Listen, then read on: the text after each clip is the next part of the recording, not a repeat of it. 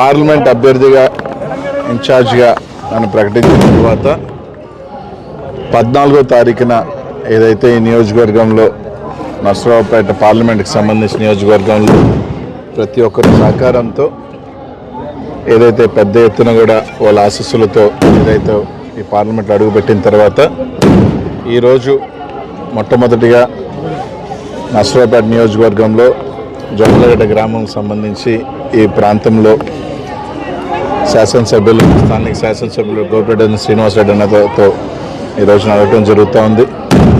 తప్పకుండా ఈ పార్లమెంట్లో జగనన్న ఆశీస్సులతో జగన్మోహన్ రెడ్డి గారు చేసిన సంక్షేమంతో జగన్మోహన్ రెడ్డి గారి చేస్తున్న అభివృద్ధితో తప్పకుండా 7 నియోజకవర్గాలు గెలుచుకుంటాం, పార్లమెంటును కూడా గెలుచుకుంటాం.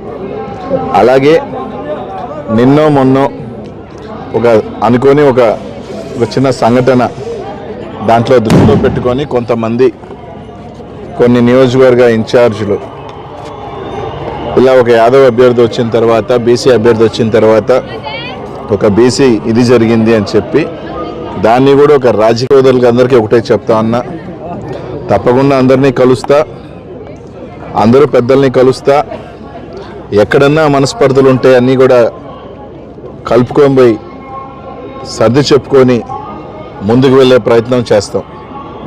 అంతే తప్ప కొంతమంది రెచ్చగొట్టి బీసీలు కానీ ఎస్సీలు కానీ మైనార్టీలు కానీ అలాగే పెద్దలను కూడా అందరినీ కూడా ఎక్కడెక్కడ చిన్న చిన్న మనస్పర్ధలు ఉంటే అన్నీ కూడా సర్దుకుంటాం. మా పెద్దలందరితో కూడా మాట్లాడతాను, నాకు చేతనంత వరకు తప్పకుండా అన్నీ కూడా సర్దుకొని ముందుకు వెళ్తాం. కానీ ఎప్పుడూ లేని గొడవలు కూడా కొన్ని నిన్న మొన్న మాచర్లకు సంబంధించి దాని గురించే చెప్పాలి.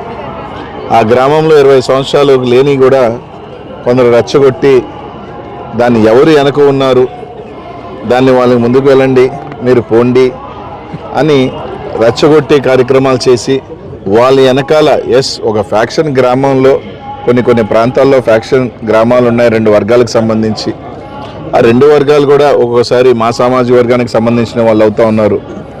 సో అట్లాంటి ప్రాంతాలను కూడా తప్పకుండా వెళ్తాను, అవసరమైన దగ్గర వాళ్ళందరూ పెద్దలతో మాట్లాడతాను, వాళ్ళని అవన్నీ కూడా తగ్గుముఖం ఉండే విధంగా కూడా తప్పకుండా ముందుకు వెళ్తాను. అంతే తప్ప గుర్జాలకు సంబంధించిన ఇన్ఛార్జ్ కానీ మాచర్లకు సంబంధించిన ఇన్ఛార్జ్ కానీ దీన్ని ఏదో బీసీ అభ్యర్థి వచ్చేసిన తర్వాత ఏదో ఘోరాలు జరిగిపోయినాయి దాన్ని కూడా రాజకీయ లబ్ధి కోసం దీని వెనకాల నిజమైన రాజకీయాలు చేయొద్దు.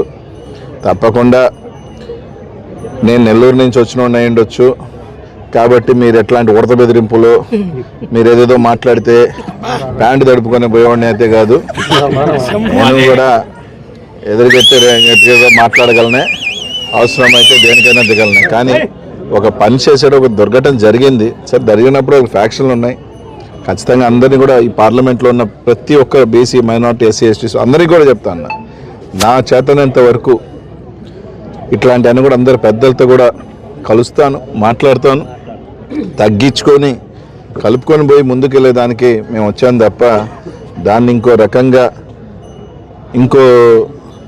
ఎదవ రాజకీయాలు చిల్లర రాజకీయాలు మానుకోమని మాత్రం వాళ్ళకి తెలియజేస్తా ఉన్నా.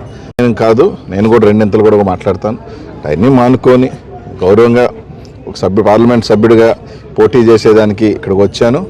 తప్పకుండా నా 2 రోజులైంది, ఆ 2 రోజుల లోపలే ఏదో ఇది అయిపోయింది అదే అయిపోయింది బీసీలకు అన్యాయం జరిగిపోయిందని ఒక యాదవ రాజకీయాలు మానుకోమని మాత్రం వాళ్ళందరికీ కూడా చెప్తా ఉన్నాం. తప్పకుండా దీటైన సమాధానం కూడా నేను కూడా చెప్పగలను తెలియజేసుకుంటూ ఇట్లాంటి చిల్లర రాజకీయాలు మాత్రం మానమని తెలియజేస్తా ఉన్నాను.